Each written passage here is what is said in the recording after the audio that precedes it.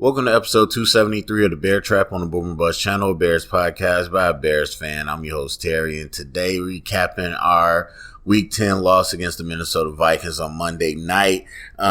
Weird game, man. Weird game. As some of you that listen or are part of the community, I mentioned that I started sports betting a week or so ago.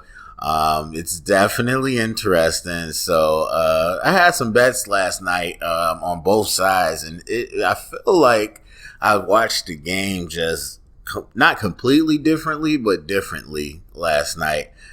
So it was a little bit of a weird experience. But anyway, I didn't have a good feeling either way about it. The Vikings definitely have some issues on their team, but still a pretty solid team. And I just did not trust our offense to do anything. I guess Spriggs is still, I know they said that he had some type of lingering injury, but I don't know if that's what kept him out or COVID again. But either way, we had to have Coward out at right tackle, but Whitehair came back. But still, you got Bars at left guard and Coward at tackle is just a no-go. So you knew we were going to have some issues, probably not as much as last week, but we're going to have some issues on the O-line. And on top of that, our run game hasn't been anything, even with David Montgomery. So having him out, but then, just Nick Foles and everything in general, just didn't have a lot of confidence. And it's week 10 now, but week 9, you saw the stats coming in offensively, ranked pretty low in a lot of major categories. So I just didn't have any confidence that we could hang with the weapons that they had on the Vikings offense, even though we were able to slow Dalvin Cook down more so than he's been doing. So that's just, I didn't feel that well going in, and then getting into the game, kind of the same thing. So, obviously one of the big things people want to talk about is the play calling. And I'm going to watch the film and stuff and get a little bit more into it. But just on the eye test, first of all, it didn't make a huge difference. I know that much. But secondly, based on the eye test, I didn't see, if anything, I saw more gimmick plays than before.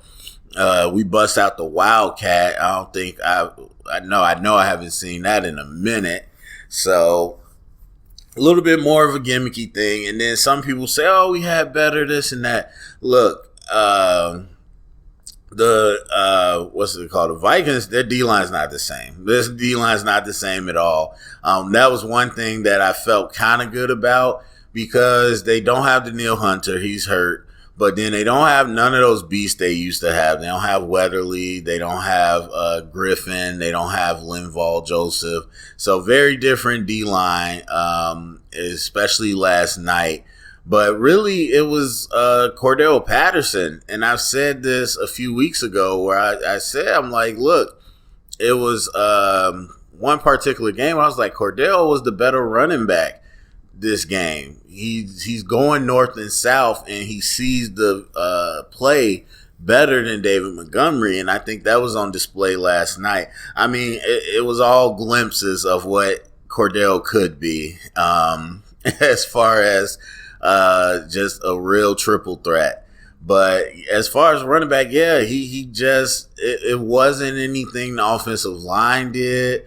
It does help that you're not going against a monster D-line, but really, I'm telling you, when we get to the film, it's just the fact that he goes north and south. He goes to get the yards, where Montgomery, he takes himself out of the play a lot. As good as he is, he does that. So I think that's just what it was. But overall, you can see it's not like we were dominating in the run game.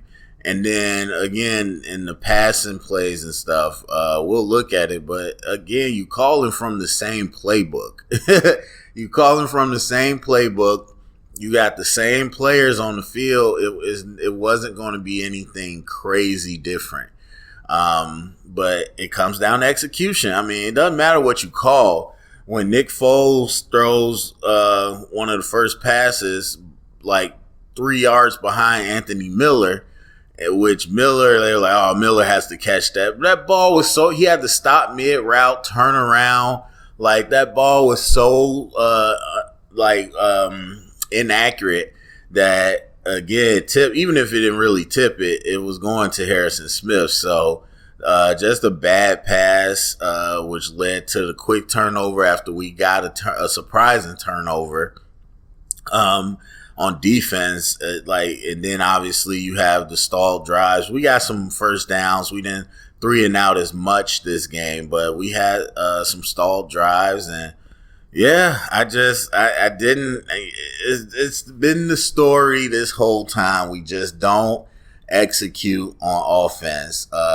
One of my friends was talking about the over for Nick Foles on 260 as far as passing yards, and the over on 44 points. I was like, bro, what Bears do you watch? I was like, it does, because even with their corners hurt, like, everybody's like, oh, they're down to they're like 4 corners hurt. And I'm like, bro, even if that's true, this Bears team, bro, we went against the Titans last week. One of the worst defenses in the league, and we saw what they did to us. So I absolutely was like, no. And I don't even think they didn't have Clowney that week. But I'm like, bro, no. We are not about to light anybody up. Even though we moved the ball and did some things, I'm like, we're not about to light anybody up. And even with the D-line they had, the blitzing really gave us issues. Not sure what that was, but we did not pick up blitzes well at all last night. Whenever they decided to blitz on those third downs, pressure was in Foles' face. And there was some plays where Foles just doesn't do a good job around the pressure. I mean, I still believe in it. We've seen that he will throw against pressure. But, yeah, there was some times where he just kind of bailed on a play. So all that just mixes into it.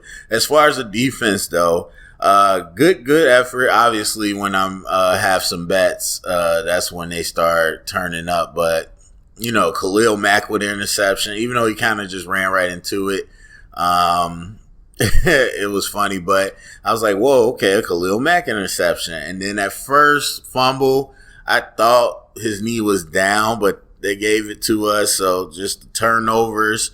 And the run defense is legit. I mean, but I've been saying that the first level is nuts. Like, Hakeem Hicks we know how good he is. I don't think, he's not, I wouldn't say AD, but he's going to give it to you most of the game. I don't think he gives it to you all the game. He's too big. He can't do that. But he's going to give it to you most of the game. Khalil Mack, he's hard to move, if anything. But everybody else, man, McCullers, Brent Urban is really playing well. And then Bilal Nichols is okay. Roy Robert Harris, all those guys, the other rotation guys. Mario Edwards, I think, is really good at penetrating. That's the one guy that I think penetrates well. But just a good cast of characters, man, on that first level. But last night, even Roquan came to play downhill. And I don't know if last week fired him up or what, but I was like, man, Roquan coming and making hits towards the line of scrimmage. So I said this week 1, I was like, I don't know if Danny's getting older, or if he's hurt. Obviously, I don't know like what his injury status is like. But I was like, I don't know if he's hurt, but he is not moving the same. And Trevathan's had 3 really good weeks, if not 4. I'm thinking dating back to the Saints game. I think that was 3 weeks. But he's been having some good games. And so I have to believe it was something with his hips. He didn't look right. He didn't move correctly. And I see that his range is better. He's definitely more downhill of the two, even though he's not the best at it, but he's better than Roquan, and he's been playing really well downhill in the run game. But his range downfield, he had a play Oh, I can't remember who we were playing, but he had to play downfield, like downfield, like 30 some yards downfield on a pass. And I was like, man, okay. Like Trevathan, I think his range is back. So, and again, I said, if that's what he is, he's washed early in the season. But I said it could be an injury. And so it seems like it was, because he's back. So, yeah, the defense, man, wow, we still got our issues, and we don't usually turn the ball over like we did yesterday, but I still would say we're top 10 defense. And so it's the same old story, man. Like, we limit what the other team can do, but the offense puts us in bad situations, or the offense can't respond if we're getting beat. The offense can't keep us in the game. We have to keep them in the game. We have to set them up in a short field. Otherwise, it ain't nothing. And actually, I think about it, we didn't score a touchdown because on offense, it was just a kick return. And then lastly, I'll say this.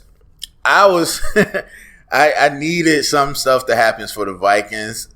So when Dwayne Harris got that punt, I was like, man, he's going to drop it. And then the Vikings going to recover, because I needed Kyle Rudolph to score a touchdown, actually. But I was just like, oh, he's going to drop it. And he dropped. But the thing was, it wasn't really just because of the bet. But I've been saying this for weeks since he started. I was like, who is this guy? I was like, I get Tariq Cohen got hurt, but why is Cordero not the returner? Why is someone else not? Why did we go get a guy specifically to do punt returns? Like, who is he? We got good returners on the team. And sure enough, first of all, he's not really effective at any of the returns. But sure enough, random guy drops the ball. Then they do the best thing they could have did, put Anthony Miller back there. And I'm like, why wasn't he? Well, I was thinking Cordero, but I'm like, we got you got Mooney, you got Anthony Miller. You could do David Montgomery, honestly. We do running back by committee. He don't get a ton of carries. But I was just like, we got a lot of good runners after the catch. Why do we not have any of them back there? Then they put Anthony Miller back there, and all his punts was good. All his punt returns were good. So that's going to be an interesting thing going forward. I hope we keep him back there and open up a roster spot or something. So, yeah, I mean, again, I'll get more into it on the film, but I said this before. I don't think the play calling was going to be significantly different or make a significant difference. So, anyway, go to the comment section. Let me know what you think. Share it around. Get the conversation started. Thumbs up, subscribe. And remember, stay up and bear down.